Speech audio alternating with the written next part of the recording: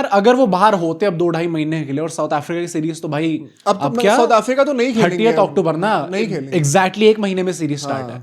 तो यहाँ पे कौन से प्लेयर्स हैं, किन किन के चहीते प्लेयर्स हैं जो कि शायद इनकी जगह पे खेल सकते हैं? सबसे पहला एंड सबसे ऑब्वियस नाम जो है यशस्वी जायसवाल का है, क्योंकि वो नेक्स्ट इन लाइन लगी रहे थे कि ओपनर बन सकते हैं वो, पर अगर नंबर 4 की प्लेस अब खाली है तो जायसवाल के मेरे पास स्टैट्स आता है, उन्होंने एक मैच खेला है जहां पे उन्होंने 15 रन मारे थे, 68 की उनकी स्ट्राइक रेट है। वाओ, काफी अच्छा कैंपेन रहा था उनका।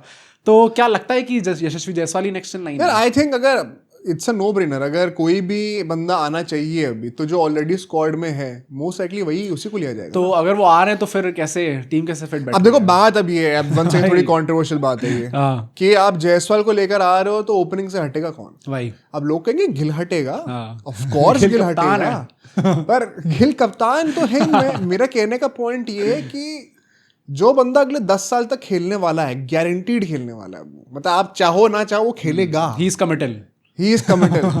तो ऐसे में आप उसको अपनी पोजीशन से क्यों ही हटाओगे एज अपोज टू समवन जो कि मैक्स 2 साल खेलेंगे, जो कि man of the series optional है, जो कि मैन ऑफ द सीरीज रहे हैं, लेकिन नंबर 1 ओडीआई रैंक बैटर है भाई। हाँ भाई, फाइनली मैं तो चाहता हूँ रोहित फाइनली अचीव कर लिया भाई उन्होंने अपना फीट। रोहित शर्मा की पोस्ट 30 जो ग्लो अप हुआ है ना करियर का, क्रेजी इंस्पिरेशनल है भाई। और पोस्ट 38 तो उन्होंने अपना फिटनेस ग्लो अप भी कर लिया, तो वो भी काफी तगड़ा लग रहा है। पर अगर आप ऐसे नाम हटा दो एक सेकंड के लिए, एक एक्स प्लेयर है जो कि 38 का है और एक जो 26 साल के हैं जिनको कप्तान बना दिया गया और वो अगले 10 साल तक रहेंगे।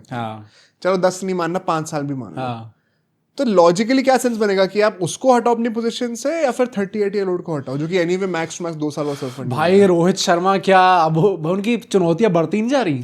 वो कह रहे बेटे अब तो पहले मैंने पेट कम करा, उसके बाद मैंने आके रन मार दिया ऑस्ट्रेलिया में, मैंने तो सीरीज बन गया, अब तुम चाह रहे हो कि मैं अपनी पोजीशन भी चेंज कर दूं? तो दोनों में से किसी एक की तो चुनौती बनेगी ना अगर जायसवाल टीम में आएंगे तो। या तो रोहित नीचे जा रहे हैं या तो गिल नीचे जा रहे हैं। गिल भी नीचे जाएंगे तो नंबर 4 पर थोड़ी जाएंगे, वो नंबर 3 पर ही तो जाएंगे ना, तो 4 पर तो कोहली ही आएंगे फिर। समझ रहे हो आप बात में क्या कहना चाह रहा हूँ? पूरी हिस्ट्री का सबसे बेहतरीन ओडीआई बैटर, क्या अब जाके उनको अपनी पोजीशन चेंज करनी पड़ जाएगी?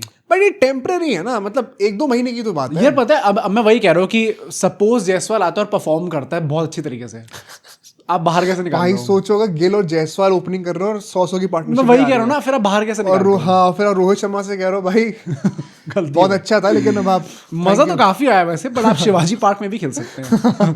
मैं वैसे कह रहा हूँ कि मान लो अय्यर की पोजीशन में लग गया भाई, मान लो सबने आके परफॉर्म कर दिया, रोहित शर्मा भी खेल रहा है, गिल भी खेल रहा है, जायसवाल भी खेल रहा है, कोहली भी खेल रहा है। कोहली तो चलो वैसे भी रोहित कह रहा है मैं कोई नहीं ओपनिंग नहीं करूंगा, मैं अय्यर के जगह खेल कोई प्रॉब्लम नहीं, और वहां पे रन भी मार रहा है, फिर अय्यर वापस कैसे आ रहा है टीम में? तो अब मेरे ख्याल से जो लॉजिकल कोहिजन होना चाहिए, ये धोनी के टाइम पे मैंने बहुत देखा था कि अगर आपने किसी प्लेयर पे कमिट कर रखा है लॉन्ग टर्म और अगर उनको कोई इंजरी हो जाए तो जब वो वापस आएंगे तो आप उन्हीं से स्टार्ट करेंगे दोबारा, उतनी रिस्पेक्ट दी जाती है। बट क्या धोनी वो कर रहे थे और अभी राज में गंभीर हैं, जो पोलर ऑपोजिट है धोनी के, तो क्या वही चीज करेंगे? आई डोंट थिंक सो भाई, मतलब अय्यर के साथ तो वैसे ही गौतम गंभीर की पूरी जो लड़ाई रही है धोनी से सो कॉल्ड, वो यही रही है कि आपने मेरे को सिक्योरिटी नहीं दी। हाँ, हर इंटरव्यू में तो वही चीज बोलते हैं एंड वो कहते हैं कि मैं कभी खुद ऐसा नहीं करूंगा। तो वो तो अब सिक्योरिटी तो ऐसे नहीं दे रहे भाई काफी लोग, रोहित और कोहली को, रोहित कोहली अर्शदीप, अब तो लिस्ट बढ़ती जा रही है धीरे धीरे, सिक्योरिटी से एक ही प्लेयर को मिल रही है। अर्शदीप को क्या कभी सिक्योरिटी ऑफर करनी भी थी भाई? मुझे लगता है इस टाइम पे तो वाज इट एवर प्रॉमिस्ड?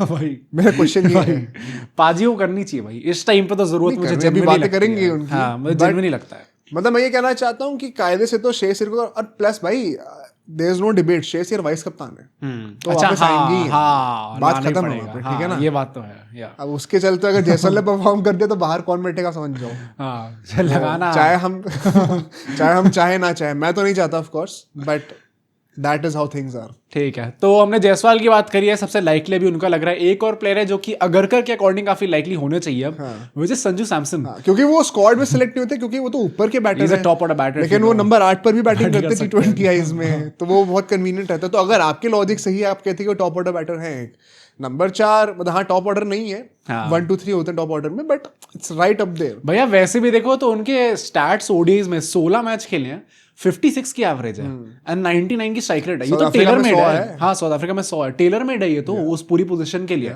तो मुझे लगता है Sanju Samson could be a genuine contender भाई। और बस फिर हमें केएल राहुल से कीपिंग भी नहीं करनी पड़ेगी। ये बेहतरीन चीज है।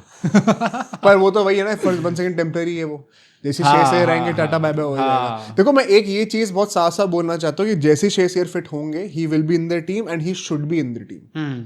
उसके अराउंड जिसकी बली चढ़ेगी वो अनफॉर्चुनेटली चढ़ेगी, लेकिन श्रेयस अय्यर पे नहीं होना चाहिए फेयर चीज, चाहे कोई कितना भी बड़ा प्लेयर, एंड अगर वही परफॉर्म करेंगे तो उनको भी कोई नहीं हटा सकता। पर सैमसन का लग रहा है आएंगे?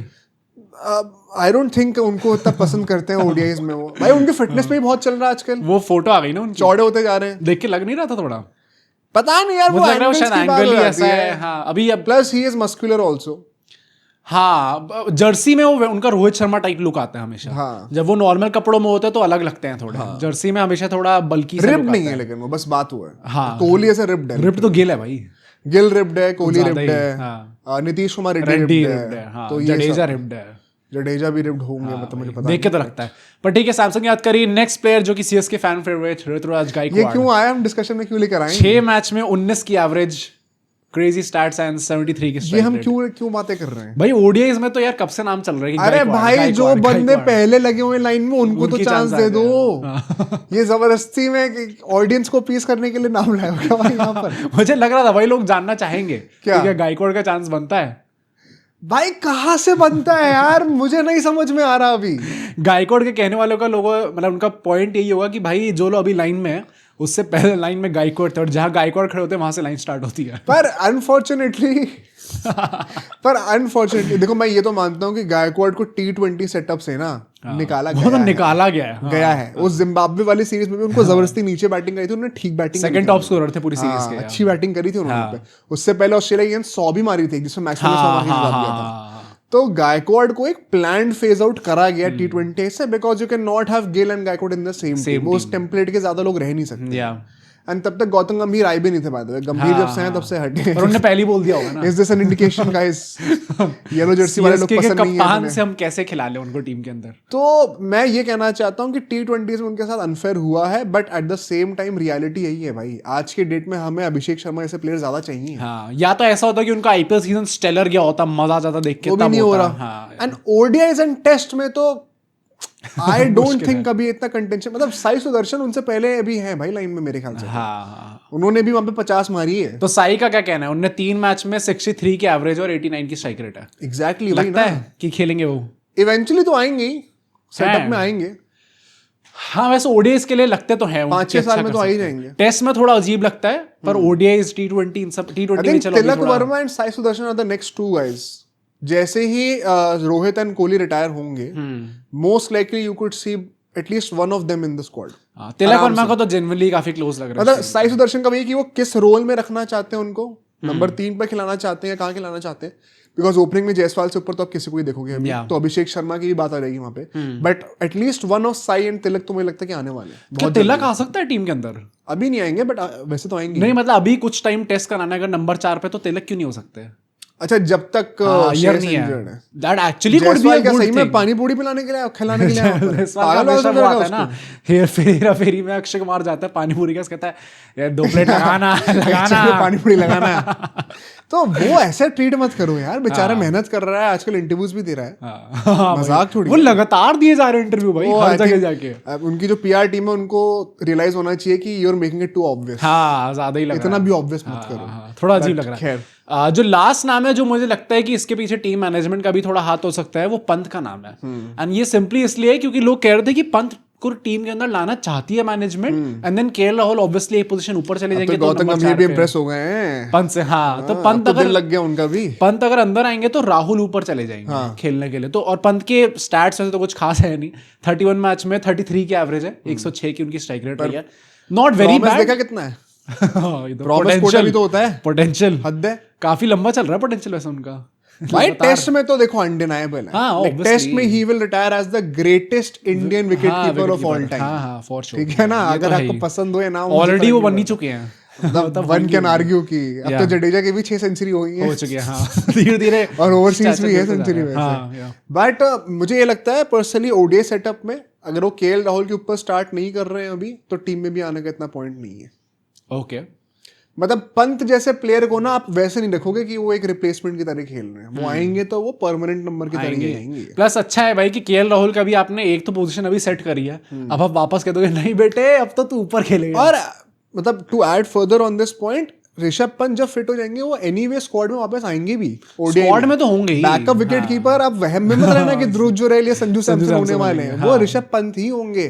ऋषभ पंत को T20I टीम से निकाल दिया ना, बहुत बड़ी बात है ये, after winning the world cup, जहाँ पे उन्होंने अपना पैड खोल के गेम बदल दिया था। ये बहुत बड़ी बात है। आज से 1 साल पहले आप सोच नहीं सकते थे कि ऋषभ पंत को तीनों फॉर्मेट में से कहीं से हटा दिया जाएगा।